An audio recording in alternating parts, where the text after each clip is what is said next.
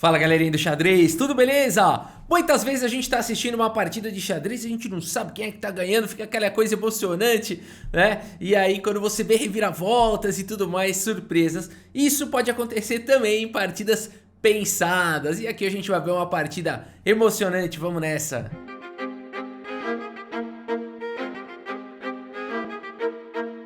Agora, antes de começar o vídeo, eu quero falar um negócio aqui com você. Pera aí, você ainda usa planilha nos processos da tua empresa? E se eu te disser que com poucos cliques, você pode automatizar todos os processos da sua empresa? É sério isso, Rafa? É sério. A 4MDG é a transformação que você precisa para dar checkmate nos processos chatos e cansativos. E como é que você vai fazer isso? Você vai usar a plataforma da 4MDG e com poucos cliques, sem saber nada de codificação, você vai automatizar os processos. Processos de cadastros, compras, vendas, operações. Você vai desenhar um workflow e vai conectar ele em mais de 200 fontes de dados em tempo real. Já imaginou você poder digitar o CNPJ de um cliente ou de um fornecedor e em poucos segundos você ter todos os dados dessa empresa, inclusive análise de crédito? E poder então se livrar daquelas e-mails, daqueles processos manuais ali de requisição de reembolso, aprovação de compra e tudo mais. Faça o seu fluxo inteligente com a 4MDG e garanta a segurança da sua operação. Você vai definir os setores que receberão as informações, vai nomear os gestores, os aprovadores e também determinar os campos que precisam ser preenchidos. É o fim das planilhas dentro da sua empresa. Tudo isso dentro de uma assinatura mensal fixa a partir de R$900 por mês. Então conheça tudo que a 4MDG pode e vai fazer na sua empresa acessando o link aqui que está na descrição do vídeo e automatize os processos da sua empresa em poucos minutos. Beleza, galera? Essa é a dica. Vamos ao vídeo, vamos lá. Vietnamita Le Quan Lien jogando contra o norte-americano Leinier Domingues Pérez. Aqui uma partida que aconteceu no Spice Cup 2011. Essa partida aqui, ela é espetacular. O Le Quan Lien, estamos falando aqui de jogadores, tá galera? Elite aqui, super grande mestre, jogadores com mais de 2.700 de rating, uma partida pensada. Então podem se preparar aí que a gente vai ter uma partida com muita qualidade. O Le Quan Lien abre aqui com o peão dama D4, D5 pelo laner, cavalo F3, cavalo F6. Todo mundo desenvolvendo, C4 ataca o peão, C6 traz a proteção e aqui cavalo C3 segue o desenvolvimento. Peão toma, o laner Domingues Pérez fica com o peão a mais. No entanto, agora A4 jogado pelo Le Quan Lien, dificultando a manobra aqui com B5 para tentar proteger o peão de C4. Esse peão de C4 vai ser atacado, seja com o bispo, seja com o cavalo aqui em E5, as brancas vão recuperar esse peão. Aqui a partida seguiu com E6, E4, um lance aqui agressivo do Le Quan Lien, já buscando aqui um centro clássico, pressiona aqui em C4, quer recuperar o peão. Bispo B4 jogado pelo Leinier Domingues Pérez, pressionando agora o peão central, por isso é uma variante agressiva com E4, né? Aqui você pode jogar um E3, é um lance mais morninho, né? Mais calminho, aqui você vai jogar no longo prazo, vai deixar para desenvolver o bispo de casas escuras depois. É possível, é o lance que, por exemplo, o Magnus Carlsen, acho que eu jogaria E3, não jogaria um E4, aí a não ser naqueles dias em que ele quer se divertir ou que ele tomou mais de uma cerveja, né? Mas aqui E4 foi jogado então pelo Le Quan Lien, uma variante bem interessante, colocando aqui uma variante mais agressiva, porque permite bispo B4 e agora existe uma pressão aí no peão central e agora bispo G5, né? Então combatendo cravada com uma contra cravada aqui do Le Quan Lien, tá bacana. E a partida segue com dama A5, tira a dama da cravada, olha só, tira a dama da cravada. Queira ou não, pressiona em C3, mas aqui tem uma coisa que muita gente esquece. Também tá atacando aqui em G5, hein? Não podemos nunca descuidar disso. Bom, a partida seguiu aqui com bispo D2. O bispo falou o quê? Falou de mim, é melhor eu sair dali então. Bispo D2 protege mais uma vez aqui em C3. E C5 foi jogado pelo Leinier Domingues Pérez, hein? Bacana, uma abertura bem dinâmica aqui já acontecendo. Bispo por C4 finalmente recupera o peão. C por D4, cavalo por D4 e o laner faz aqui o roque, né? Então tudo bem, o Le Quan Lien conseguiu recuperar o seu peão, só que agora ele faz o seguinte, ele joga aqui com dama em E2, não pode deixar ninguém desprotegido, ele protege mais uma vez o peão, protege o bispo lá de C4. A partida seguiu com o cavalo C6 atacando o cavalo e aqui você pode pensar em trocar em C6, danificar a estrutura de peões, depois faz o roque, coloca o rei em segurança. É o que a maioria de nós faria, né? Mas aqui o Lê vai para uma ideia diferente. Ele joga cavalo C2, tentando se livrar desse incômodo aqui, né? A partida seguiu com o cavalo em E5 aqui, então os computadores não gostam tanto desse lance e chamam de imprecisão, preferem trazer a torre para o jogo via torre D8, né? No entanto, cavalo E5, uma imprecisão apenas de computador, né? Aqui entre seres humanos tá ótimo lance.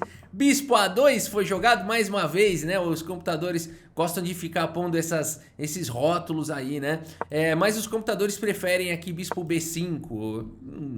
Segundo eles aqui é mais preciso, né? Coisas de longuíssimo prazo e tudo mais. A gente tá falando aqui de jogadores de 2.700 de rating que pensaram nesses lances, né? Aí o computador vem e chama de imprecisão, faz parte. A partida seguiu com o Bispo A2 então, mas está perfeitamente lógico o lance, perfeitamente possível, faz uma provocação, né, tenta entregar aqui esse peão, por exemplo, aqui esse Bispo por C3 e não dá para capturar aqui em A4, né, existe essa provocação toda, primeiro porque tá caindo, mas o que eu quis dizer também no futuro, alguns ataques descobertos podem acontecer, né. Por isso o Lei Kuan Yew segue aqui com torre D8 e agora nós temos aqui o roque e o Lei Kuan Yew coloca o rei em segurança. Laner segue com B6 agora, prometendo todo tipo de ataque, aqui alguma coisa deve ser feita em relação a isso e o Lei Kuan Yew segue com cavalo por B4, um excelente lance evitando aqui o bispo A6 no momento e depois de dama por B4 a torre de F vem para a casa de D1. Pronto, sai dessa diagonal aqui perigosa, que no momento não está disponível essa casa, mas é um ataque que pode existir no futuro. E ao mesmo tempo já traz a proteção aqui para o bispo. Legal, até aqui tudo bem. A partida seguiu agora com o bispo aqui em B7, né? Agora vale dizer uma coisa aqui, ó. Vale dizer uma coisa aqui. Os computadores apontam aqui torre de F em D1 mesmo como um dos melhores lances que foi o lance jogado. Agora muita gente deve estar, Rafa, pera aí. O cara tem a possibilidade de dar um ataque descoberto aqui com cavalo D5, por que ele não jogou esse lance, né? Eu tenho certeza que alguns de vocês estão se perguntando isso nessa posição, né? Vamos ver então essa linha, acho que vale a pena estudar, é uma dúvida pertinente, né? Por que não cavalo D5? Faz o bloqueio, né? O bispo tá atacando a dama, tem uma possibilidade de destruir a estrutura de peões lá na ala do rei, por que não jogar um lance como esse, né?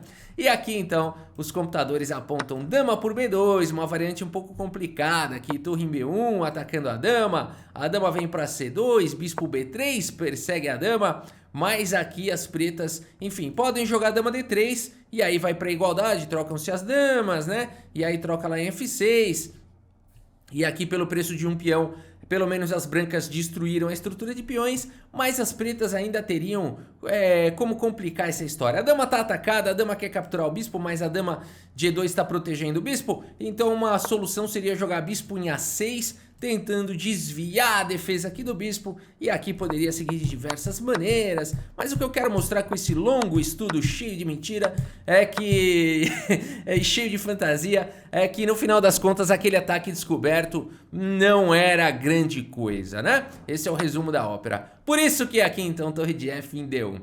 A partida seguiu com o bispo B7, aqui um grande lance aqui do Leiner Domingues Pérez, conecta as torres e começa a pressionar agora aqui o peão central e não se preocupa mais uma vez com os ataques descobertos, né? Mais uma vez vale a pena mostrar, porque aqui lance a lance a gente sempre fica com essa dúvida, né? Mas sempre vai existir esse mesmo tema, você pode querer danificar a estrutura de peões, mas é questionável se realmente vale a pena fazer um ataque como esse, né?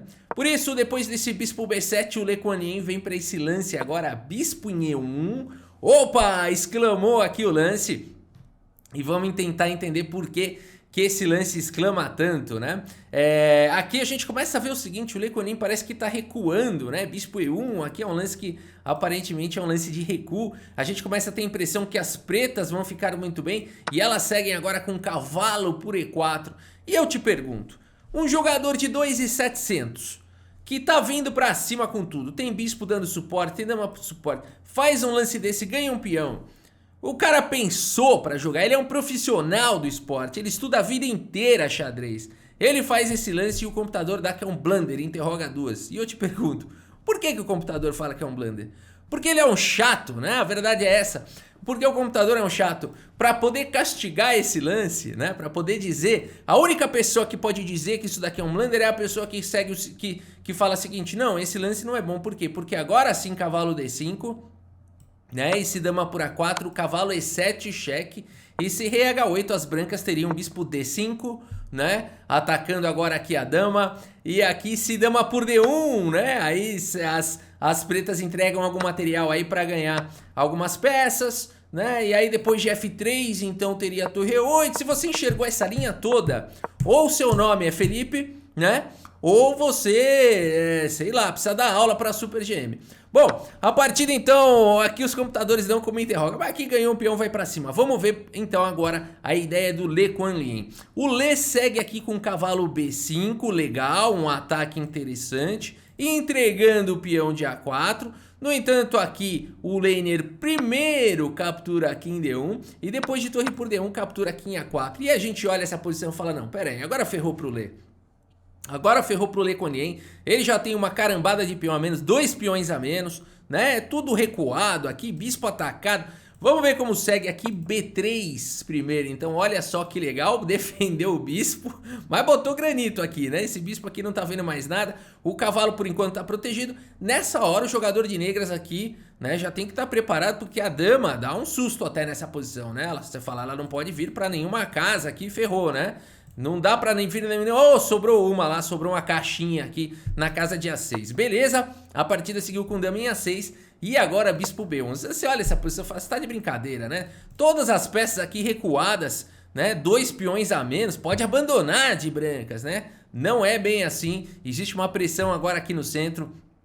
A partida seguiu com F5, um lance que os computadores não gostam tanto. O computador prefere torre F8. Se o jogador me manda um torre F8 nessa posição, pode chamar o árbitro. Chama o árbitro que ele tá usando alguma coisa na sola do tênis, né? Tá conversando com peixe. Chama o árbitro que tem coisa estranha. Mas os computadores consideram F5 errado por conta de torre F8. Rafa, alguém de vocês quer ver essa linha, a linha com torre F8? Levanta a mão quem quer ver a linha com torre F8. Ninguém, né? Então vamos seguir a partida. F5 seguiu aqui pelo laner Domingues Pérez protegendo o cavalo. E agora é o seguinte, olha o rolo. F3 agora, atacando o cavalo. Tá caindo o cavalo aqui de 5. A partida agora fica emocionante. Bispo C6 exclama no limite para capturar o cavalo aqui de B5. F por E4 pega uma peça. Bispo por B5 recupera uma peça e a dama agora está atacada. Dama B2, a gente fica aflito com essas peças aqui no fundo, você não sabe quem é que tá ganhando. Dama B2 ataca o cavalo vem pra D3 e aqui você fala, acabou, né? Acabou, o cavalo atacando dama bispo, um cavalo bem colocado, tudo recuado aqui, o Le Quan Lien. O Le Quan Lien não tem outra, bispo por D3 única, né? Aqui, qualquer outro lance aqui é ruim, bom, talvez dama D4 aqui, talvez ainda funcione. Mas aqui bispo por cavalo, bispo por bispo e agora E por F5 e nesse momento, meus amigos, nesse momento, o laner Domingues Pérez faz um lance natural aqui, ele faz o lance bispo por F5, mas esse lance é um erro que perde a partida no ato. Mas não é simples, não é nada simples. Por isso que essa partida é bonita, né? Aqui é o seguinte, o que ele teria que ter jogado? Talvez aqui um torre 8 protegendo aqui o peão, né? E tomar cuidado com os ataques que vão começar a existir nas casas escuras, né? Eu acho que vale a pena comentar o seguinte dessa posição. Bispos de cores opostas, em geral, levam a finais empatados. Quando? Quando só tem os bispos e peões, tá? Tenho 2 peões a mais, mas os bispos são de cores opostas. Dependendo da configuração dos peões, dá até pra empatar. Olha, já vi caso até com 3 peões de diferença, né? Não podem ser peões conectados, passados. Tem toda uma série de condições para isso poder acontecer. Mas até mesmo em alguns casos, até com 3 peões a mais, algumas posições são empatadas quando os bispos são de cores opostas. O que não é verdade quando tem peça pesada no tabuleiro, dama, torre, aí a gente tem uma configuração muito agressiva e esse é o tema dessa partida. Bispos de cores opostas com peças pesadas no tabuleiro começa a ficar agressivo. Por quê? Porque as pretas não vão conseguir defender as casas escuras e as brancas não conseguem defender as casas claras. E isso torna a partida interessante e cheia de oportunidades para os dois lados. Bispo por F5 seguiu na partida ignorando os ataques aqui do Le Quan Lien. E o Lê segue agora com torre D7. Um lance que à primeira vista parece muito bom, à segunda vista você fala deu ruim, porque agora E5 foi jogado, o bispo tá atacando a torre, protegeu o checkmate lá em G7, e você fala, agora já era, né? Eu vou tirar aqui a torre, as pretas vão proteger o peão, vão proteger aqui o peão, e beleza, aqui é muito material a mais, 2 peões a mais, rei de certa forma exposto, as pretas vão ganhar. Mas nessa posição o Le Cornien vai para uma ideia espetacular, genial. Se você quiser dar pause nessa posição e tentar encontrar aqui o lance do Le Cornien, vale a pena. E eu espero que você tenha encontrado. Bom, se você encontrou torre por G7, você encontrou a linha do Guiri, né? Aqui torre por G7, vamos ver essa linha aqui. Rei por G7, dama por E5, esse lance vem com cheque, rei G6 protege o bispo, dama G3 com cheque, o rei tenta fugir lá para F7, dama C7 cheque, rei E6, né? E por aí vai, dama C6 cheque, o rei tenta... aqui o rei não pode se aventurar muito, né? Aqui ele vai levar mate. Então aqui teria que jogar rei E7 e por aí vai, né? Se você encontrou essa linha, o seu nome deve ser Igor ou então Felipe ou alguma coisa do tipo. Mas o Guiri ficaria muito orgulhoso também com essa linha, porque vai acabar dando cheque perpétuo. Agora, se você encontrou isso aqui, por favor, pelo amor de Deus, hein? Para com esse mau hábito. Agora é o seguinte, pessoal. O seguinte, nessa posição o Le Cornien vai para uma ideia genial aqui. Ele segue com dama por E5, sacrificando a torre, galera. A partida segue com bispo por D7, mas depois de bispo C3, meus amigos, Leiner Domingues Pérez, com uma torre a mais e um peão a mais, abandona aqui a partida. Abandonou porque não dá mais, pessoal. Como é que vai proteger o checkmate aqui em G7? Olha que bonito. Vamos analisar. A dama não pode dar cheque. Não tem nenhum cheque aqui para a dama que seja saudável. F1 é cheque, não é saudável. A1 é cheque, não é saudável. Ou seja, não salva a situação. A dama não consegue fazer nada, ela tá presa lá em A6, ela não consegue proteger o peão lá de G7. O bispo tá cortando aqui a conexão na segunda fileira. A torre, então, tá lá, ela fala, puxa vida, nem se eu andasse na diagonal, nem se eu andasse igual cavalo, o que você quiser, nem se eu andasse igual dama, eu não consigo ajudar. A torre tá lá presa, imagina, né, ainda mais movendo como torre, não consigo fazer nada. E aqui o outro peão olha pra ele e fala, desculpa, não tenho o que eu fazer, eu não posso andar pra trás. E aqui então, o que poderia jogar? O rei jogar no máximo aqui pra casa de F8. E aqui a gente tem uma perseguiçãozinha bonita, ó, dama pro G7, rei E8 forçado, dama H8, cheque, o rei aqui só teria a casa de F7 forçado, ou E7 dá na mesma, porque de qualquer maneira viria dama D6 cheque, rei E8 a única que sobrou, e com o rei aqui preso, já não podendo ir para lugar nenhum, teria bispo B4 aqui. Ainda assim abandonou o Leiner Domingues Pérez porque calculou tudo isso, né? E continua não tendo nenhum cheque saudável, continua não existindo nenhum cheque saudável, o peão atrapalhando aqui, a dama, né, gostaria muito de estar aqui em B6, ou então, né, o peão aqui, queira ou não, é uma configuração muito peculiar, né? Muito particular. E não tem mais como evitar agora o checkmate. Quer dizer, tantos lances depois, ainda seria a vez das negras jogarem e continua sem existir nenhuma defesa, né? Rafa, dama E2 protege o checkmate aqui. Pois é, mas não protege em F8, né? Que partida espetacular aqui do Le Cornien contra o Leiner Domingues Pérez. Uma bela luta. E a gente tem aqui o relatório do Chess.com, 93,9% de precisão para o Le Cornien. Uma partida realmente histórica aqui contra 87,3% do Leiner Domingues Pérez. Uma partida histórica aí. E eu espero que vocês tenham gostado aqui dessa partida emocionante, tá bom? Muito obrigado pela sua audiência. Um grande abraço para todos vocês e até a próxima. Valeu!